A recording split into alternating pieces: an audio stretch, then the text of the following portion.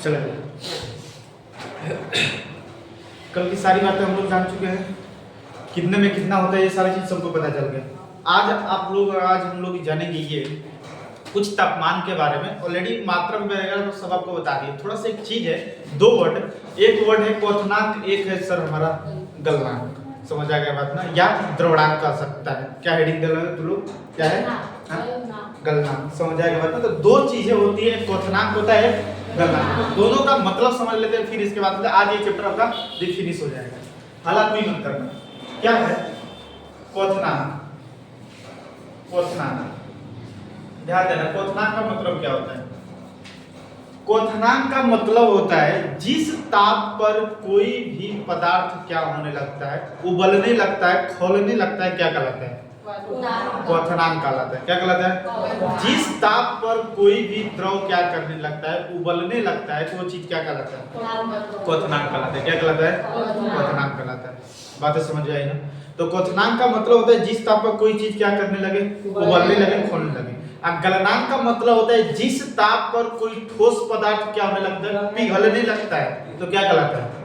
गलनांक कहलाता है। क्या कहलाता है? गलनांक मतलब गलना। जिस ताप पर कोई गल जाएगा वो गलनांक कहेगा, जिस ताप पर खौल जाएगा वो क्या कहलाएगा?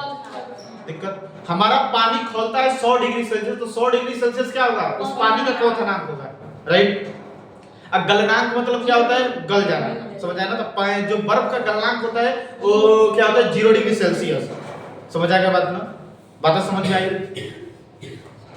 तो जिस ताप पर कोई उबलेगा सर क्वथनांक कहलाएगा, जिस ताप पर कोई पिघल जाएगा क्या कहलाएगा? बहुत सिंपल सी बात है। समझ आएगा बात? तो लिखा जाए जिस ताप पर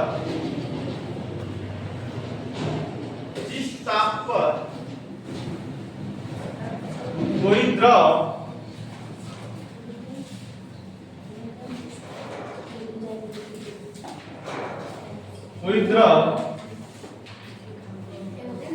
उबलना मत कर, जिस ताप पर कोई द्रव उबलना प्रारंभ करता है उसे उस द्रव का क्वथनांक कहते हैं। क्वथनांक कहते हैं। बातें समझ में आई? क्या है?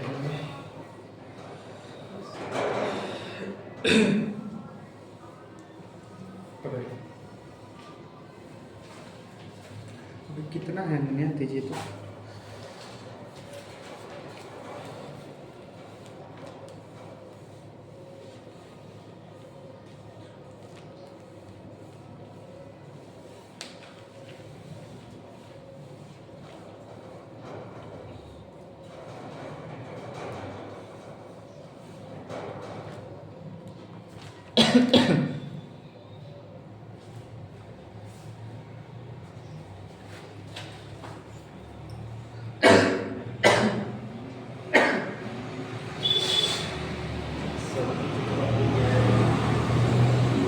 हो गया चीजें, ध्यान देना।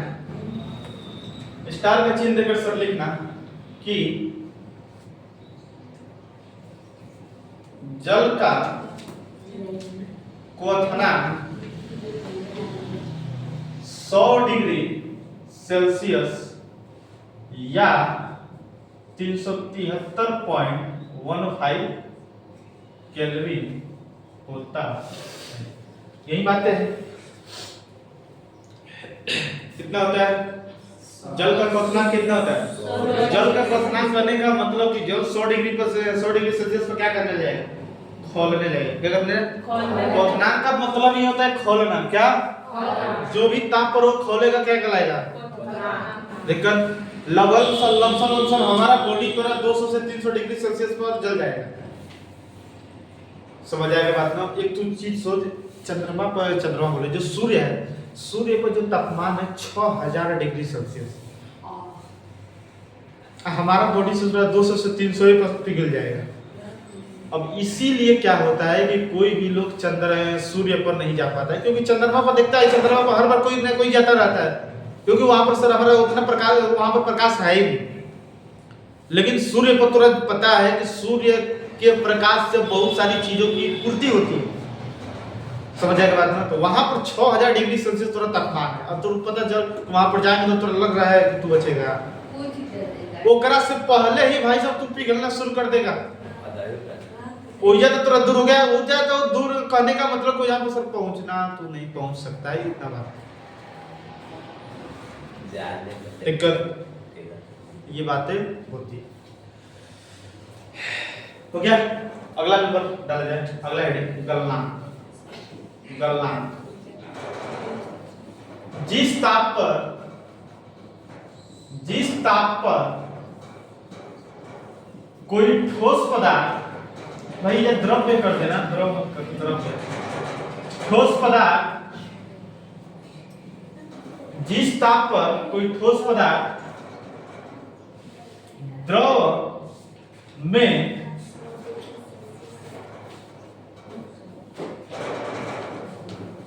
पिघलना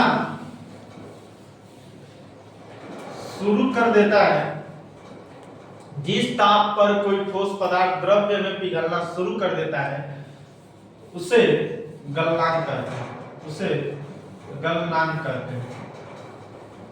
तो उसे उस ताप का, ये रुकिए, तो उसे उस ताप का, तो उससे उस द्रव्य, भाई मतलब ताप या ताप का क्वथनांक कहते हैं, समझ आएगा। तो उसे उस ताप का गलनांक कहते हैं, गलनांक कहते हैं।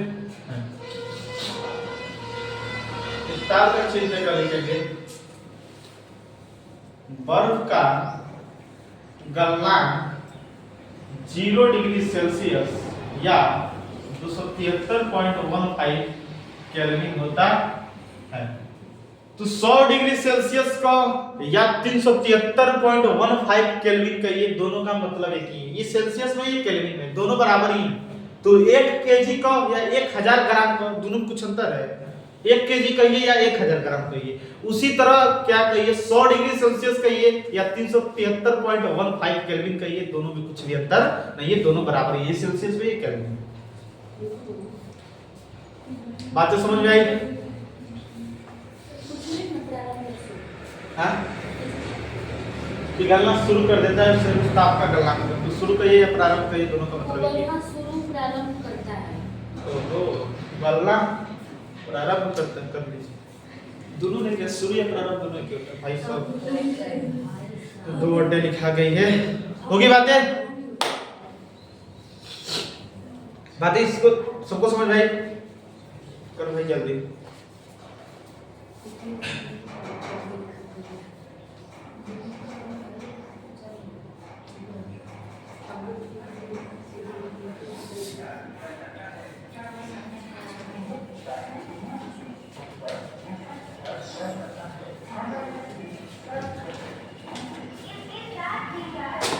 हुआ सबका?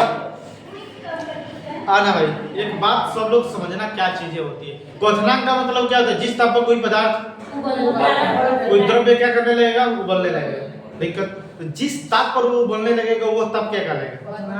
क्या कहलाएगा? क्वथनांक कहलाता है। अगर कोई भी चीज 100 डिग्री सेल्सियस पर, जैसे पानी हो गया, पानी 100 डिग्री सेल्सियस पर खौलने लगेगा, समझ आएगा? जैसे ही पानी को 100 डिग्री सेल्सियस ताप मिल जाएगा, वो क्या करने लगेगा? खौलने शुरू करने लगेगा। जैसे हमारा बॉडी को जैसे ही 200 डिग्री सेल्सियस मिलेगा, वो पिघलना क्या कर देगा? गल जाएगा, समझ आ गया बात ना। तो वही चीज होती है कि जिस ताप पर कोई पदार्थ खौलने लगेगा वो क्वथनांक कहलाएगा, जिस ताप पर कोई पदार्थ पिघलने लगेगा गलनांक कहलाएगा।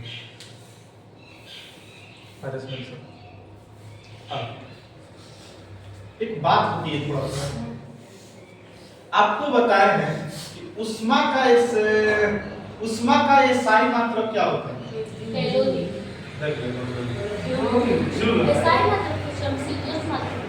CGS मात्रक क्या होता है? कैलोरी। क्या होता है? कैलोरी। तुम्हें पता है कि 1 कैलोरी में 4.2 जूल होता है, यही होता है। अब ध्यान देना, उष्मा का CGS पद्धति में बड़ा मात्रक क्या होता है? सीजीएस पद्धति में ये जो कैलोरी छोटा मात्रक है, बड़ा मात्रक होता है किलो कैलोरी। क्या होता है? Kilo calorie. Kilo calorie. Calorie. Kilo calorie. अब ध्यान देना, 1 किलो कैलोरी, 1 किलो में 1000 होता है। हाँ, कैलोरी। याद रखना 1 किलो कैलोरी में कितना कैलोरी? 1000। बातें समझ गए? बातें थोड़ा सा कुछ और समझ, यहाँ से कुछ चीजें निकालना चाहते हैं भाई। चीजें बता, अब तो पूछ दिया 1 किलो कैलोरी में कितना कैलोरी, तो तू बोल देगा कितना पर 1000 कैलोरी। लेकिन ये तरफ बोल दिया 1 किलो कैलोरी में कितना जूल, क्या कितना जूल। कैलोरी नहीं पूछेगा, जूल पूछेगा। तो सिंपल सी भाषा है, आप बता रहे कैसे निकाल सकते हैं। 1 किलो कैलोरी बराबर क्या है? 1000 कैलोरी है ना। 1000 कैलोरी, तो 1 किलो कैलोरी बराबर 1000 गुणे 1 कैलोरी में कितना जूल होता है? 1 कैलोरी में 4.2 जूल। 4.2 जूल। बात समझ में आई? 1 किलो कैलोरी बराबर 1000 गुणे 42। एगो नीचे जीरो आ जाएगा। एगो जीरो नीचे आ जाएगा, नहीं पॉइंट के बाद एगो संख्या जीरो। 1 जीरो से 1 जीरो खत्म। 1 किलो कैलोरी बराबर 4200 जूल। तब कौन पूछेगा कि 1 किलो कैलोरी में कितना जूल? 4200। बातें समझ आई? बातें याद रखनी तो भाई अब बातें समझना। अभी मत नहीं उतारना, थोड़ा सा नीचे लेके चलना। ऊपर वाला सब तो ही गया होगा।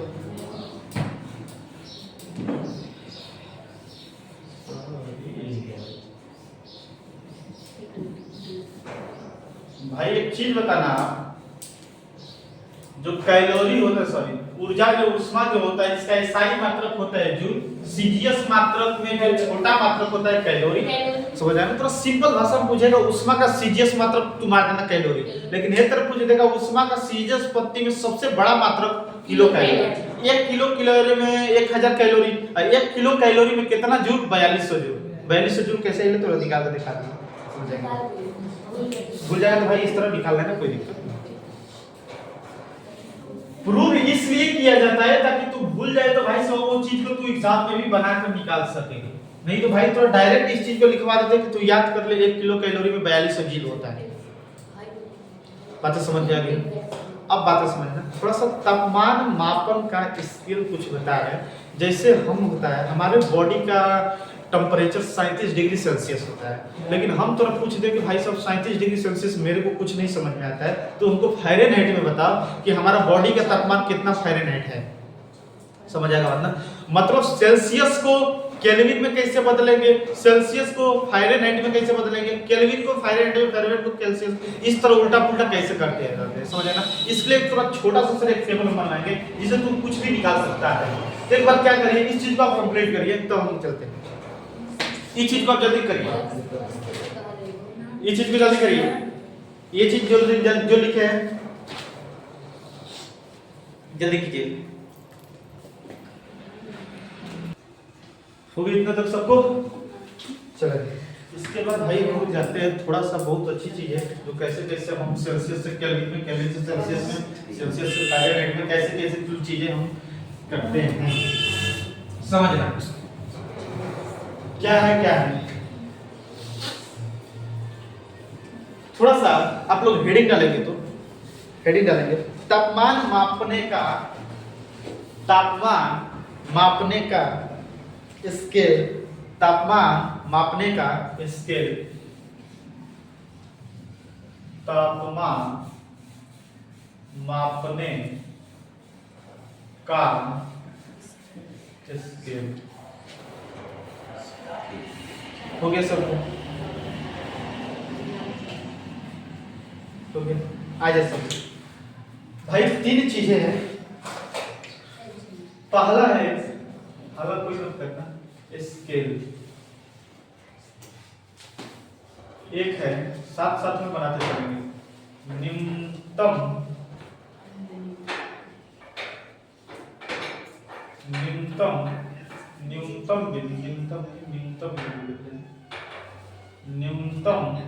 बिंदु। अगला है उच्चतम बिंदु, उच्चतम बिंदु न लगाकर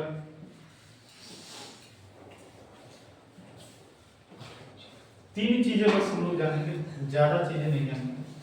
पहला जो जानेंगे स्केल जानेंगे, सॉरी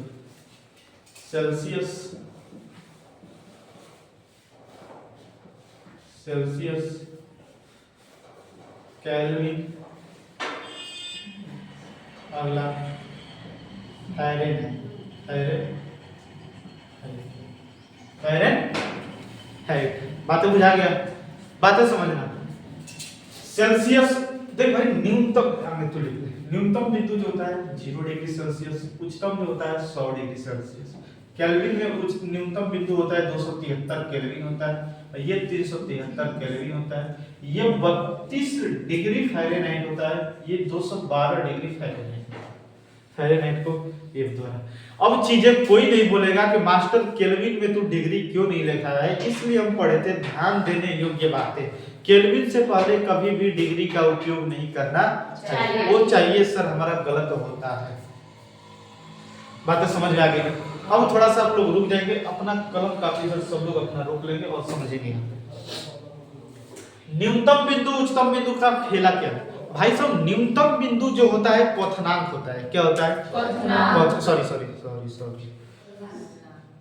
ये जो होता है न्यूनतम बिंदु और उच्चतम बिंदु। 100 डिग्री सेल्सियस पर आपको सबको पता है कि क्या होता है, पानी खौलने लगता है, और 0 डिग्री पर पानी बर्फ बन जाता है। क्या बनता है? पानी क्या होता है? बर्फ। तो ये सर जो होता है उच्चतम बिंदु जो होता है क्वथनांक होता है, और न्यूनतम बिंदु क्या होता है? गलनांक। बातें समझ में आ गई ना? तो आप एक चीज बताइए, तो 100 डिग्री सेल्सियस पर पानी खौलने लगेगा, और ये 0 डिग्री सेल्सियस पर क्या हो जाएगा? बर्फ बन जाएगा। समझ आएगा? बता थोड़ा सा चीजें हम आपको बताना चाहते हैं। क्या ध्यान देना, एक सर बहुत आसान है।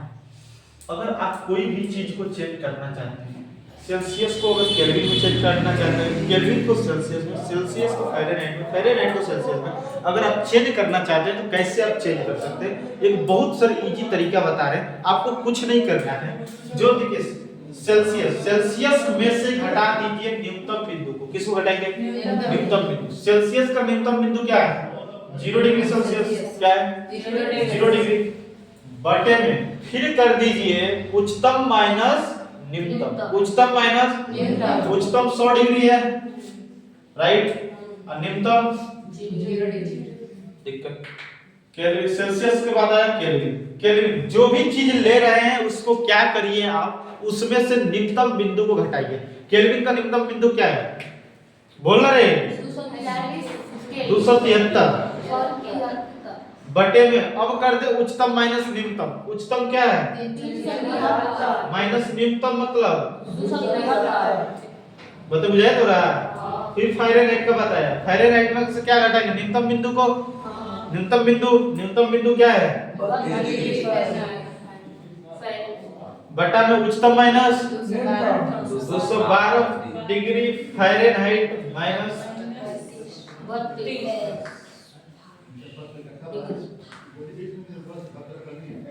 चाहिए तो हो जाए। इसके बदौलत भाई तू कुछ भी चीजें निकाल सकता है। बुझा रहा है ना बात?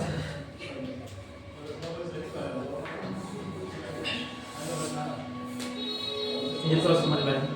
तो अगर केल्विन या सेल्सियस या कुछ भी फ़ारेनहाइट को तू चेंज करना चाहता है तो ये वाला खाली तू याद रखना। सेल्सियस में से क्या करेंगे? न्यूनतम बिंदु को, फिर बटा में उच्चतम माइनस न्यूनतम। कुछ भी ले रहा है तो ऊपर न्यूनतम बिंदु को घटा दे, फिर नीचे उच्चतम माइनस न्यूनतम। अब तू एक थोड़ा तगड़ा चीज बताता है, इस चीज को तू याद कर ले। अगर सेल्सियस से केल्विन में बदलना है, अगर x डिग्री सेल्सियस कोई है, x डिग्री सेल्सियस है, इसे केल्विन में चेंज करना है तो कुछ नहीं करना है। x में आपको जोड़ देना है 273 केल्विन आ जाए। बातें समझ जाएगा। अभी जो तू टेबल लिखा है ना उसमें एक बार देख,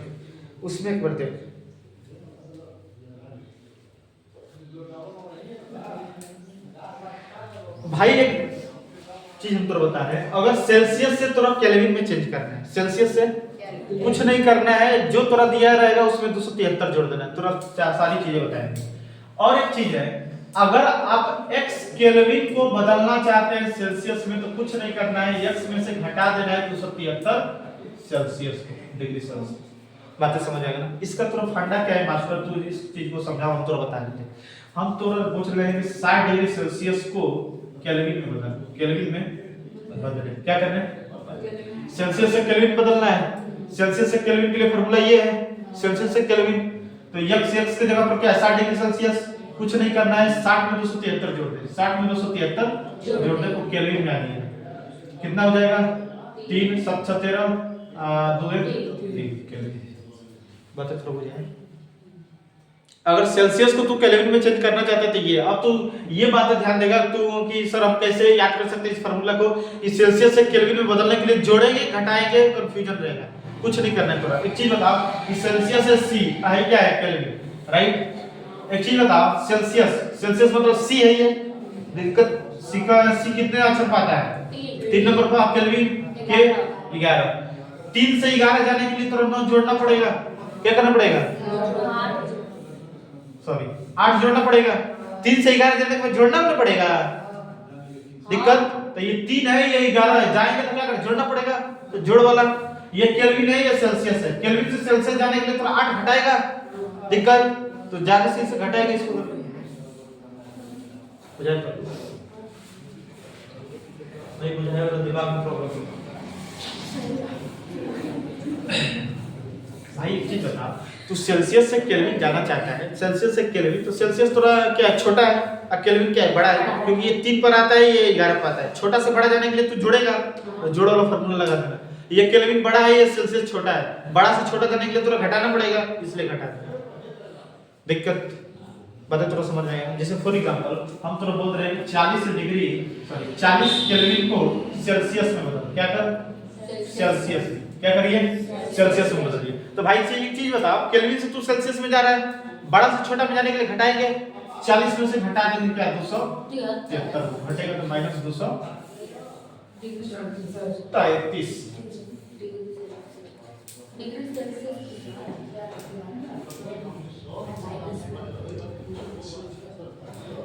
बता।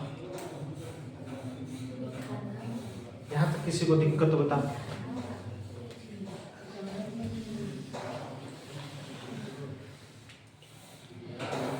बातें बुझा रहा तोरा? ये चीजें तोरा पूरा याद होनी चाहिए कि किसको कैसे में चेंज करना है। अब बाकी तू कहेगा फ़ारेनहाइट में कैसे चेंज होगा, अगर दे देगा सेल्सियस और बोल देगा फ़ारेनहाइट, तो सेल्सियस हाई है और फ़ारेनहाइट हाई है, दोनों को बराबर कर ले, क्योंकि सब में बराबर का रिलेशन है। समझ आएगा बात? सेल्सियस दे देगा, फ़ारेनहाइट कर देगा, इसको और इसको पकड़ ले, बराबर कर दे, दोनों को हो जाएगा। सबसे पहले इस चीज को होता है, तो आउट ऑफ दिमाग जा रहा है, हमको समझ में आ रहा है।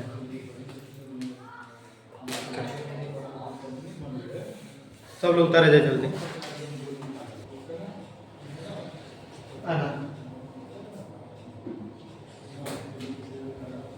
समझ, थोड़ा सा क्वेश्चन है, हम थोड़ा बोल रहे हैं 60 डिग्री सेल्सियस को केल्विन में बदले, क्या करें भाई? थोड़ा सेल्सियस से केल्विन बदलना है, छोटा से बड़ा जाएगा तो जोड़ देंगे 273, और क्या करेंगे? तो भाई हल समझ आएगा बात? x डिग्री सेल्सियस बराबर होता है या 60 डिग्री सेल्सियस पूरा करता है, 60 डिग्री सेल्सियस को चेंज करना है, तो सब क्या कर देना है?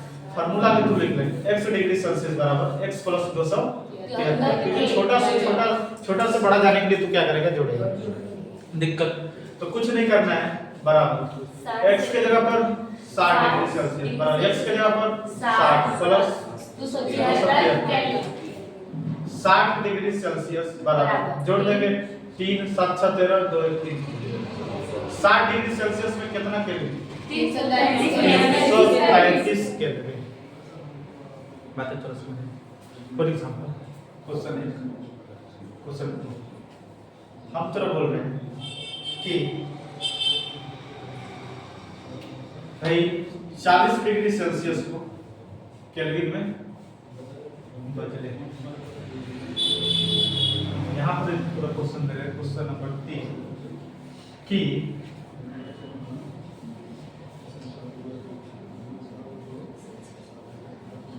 लमसम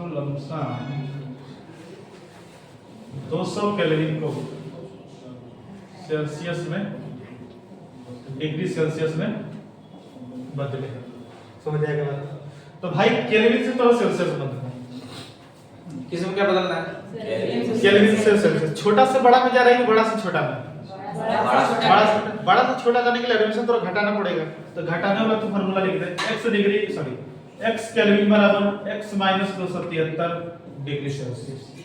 दिक्कत x के जगह पर 200 केल्विन बराबर 200 - 273 डिग्री सेल्सियस। तो 200 केल्विन बराबर घटेगा -73 डिग्री सेल्सियस। दिक्कत चेक थोड़ा करने समझ में आए? एक फारेनहाइट में आपको जिससे हम थोड़ा बोल देते हैं कि 100 डिग्री फारेनहाइट को सेल्सियस में, डिग्री सेल्सियस में बदले। तो सर फारेनहाइट से सेल्सियस में डायरेक्ट तो एक फार्मूला इस तरह नहीं सीखे, तो वो वाला लगा दे जो तो हम एक टेबल इस तरह बनवाए थे। समझ आया ना? इस पर ये वाला सेल्सियस और केल्विन तो सॉरी फारेनहाइट और सेल्सियस वाला तो पूछा है याद करने के लिए। फारेनहाइट और सेल्सियस, तो फारेनहाइट और सेल्सियस दोनों को पकड़िए। x - 0 बटा में 100 - 0 बराबर फारेनहाइट -32 बटा में 212 - 32। ये वाला फार्मूला लगा दे। एकरा में सेल्सियस, एकरा में केल्विन, जो जो उत्तर पूछेगा वो दोनों को पकड़ लेना। दिक्कत सॉरी c - 0 बटा में 100 में से 0 जाएगा 100 बराबर फारेनहाइट की जगह पर 100 -73 72 सॉरी आई घटेगा तो कितना हो जाएगा 0 8 ये हो जाएगा 8 दिक्कत तो बता ना। यहाँ से हम यहाँ पर आ रहे हैं। c - 0 बटा में 100 बराबर 100 में से 32 घटेगा तो कितना होगा 32 8 क्या होता है 40 और 60 बटा में 180 तिरछा तिरछी गुणा कर c में कटेगा c में सेल्सियस में से 0 घटेगा तो सेल्सियस हो जाएगा। एगो 0 से एगो 0 खत्म। 18 में c का गुणा 18c बराबर 680 c बराबर 680 बटा में 18 भागा क्यों दे देना c बराबर 28 - 18 बचे 18 है 14 दिक्कत 18 है 54 54 और 4 60 12 0 दिक्कत। फिर 18 बचे 90 सब लोग भाग दे दिया। इस तरह भाई साहब ने ज्यादा थोड़ा टफ पड़ रहा है। 2 9 18 2 3 6 2 4 के 8 0 4 3 7 नहीं घटेगा 340 बटा में 9 भागा नहीं 38 में 4 के 27 27 3 7 0 9 8 72 9 6 9 7 63 तो 3 हासिल 6 9 7 63 7 पॉइंट देंगे 0 9 7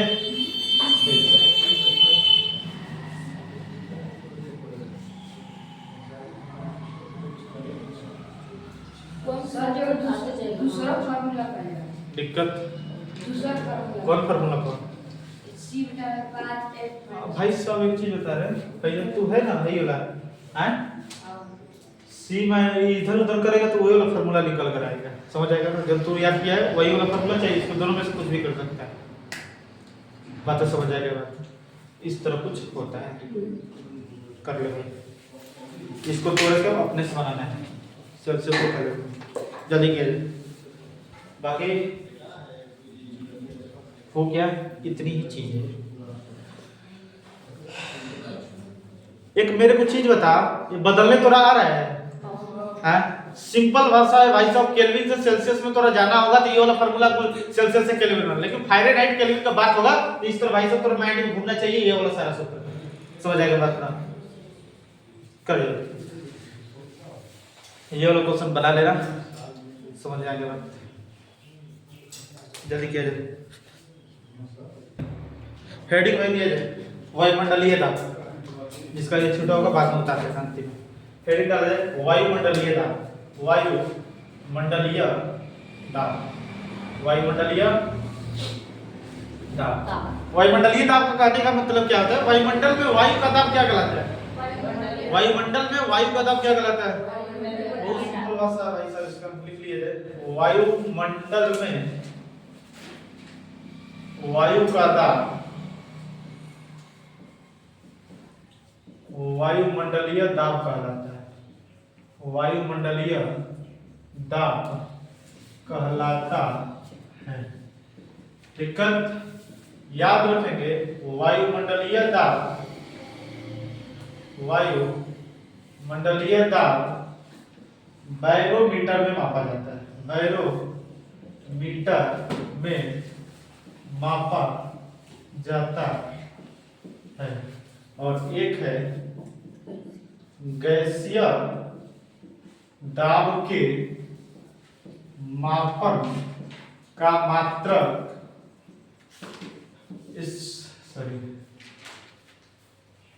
गैसीय दाब के मापन का मात्रक वायुमंडलीय दाब बैरोमीटर में मापा जाता है। किस में मापा जाता है? बैरोमीटर में मापा जाता है।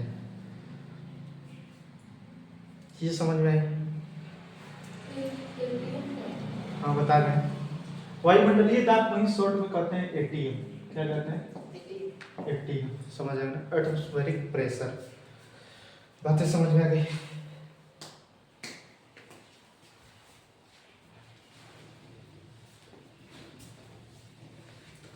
गैसीय दाब के मापन का मात्रक एटमॉस्फेयर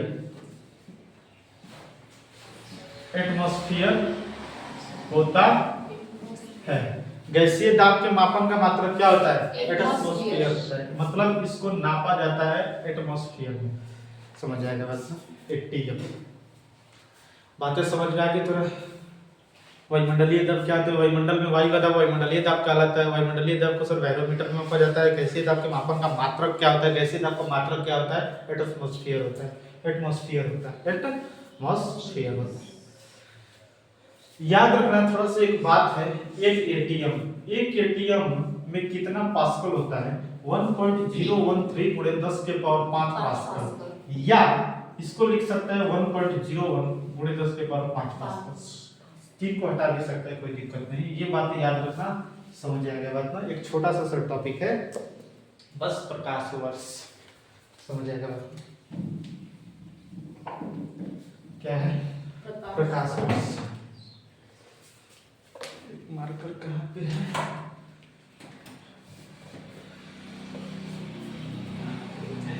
चलो कोई नहीं करेगा। प्रकाश वर्ष। प्रकाश वर्ष क्या होता है? बहुत सिंपल भाषा है। प्रकाश वर्ष का मतलब एक वर्ष का मतलब समझ में आता है? थोड़ा एक साल समझ में। प्रकाश द्वारा एक वर्ष में तय की गई दूरी क्या कहलाता है? जो सूर्य से प्रकाश आता है, उस प्रकाश को एक वर्ष में तय की गई दूरी क्या कहलाता है? दिक्कत तो लिखेगा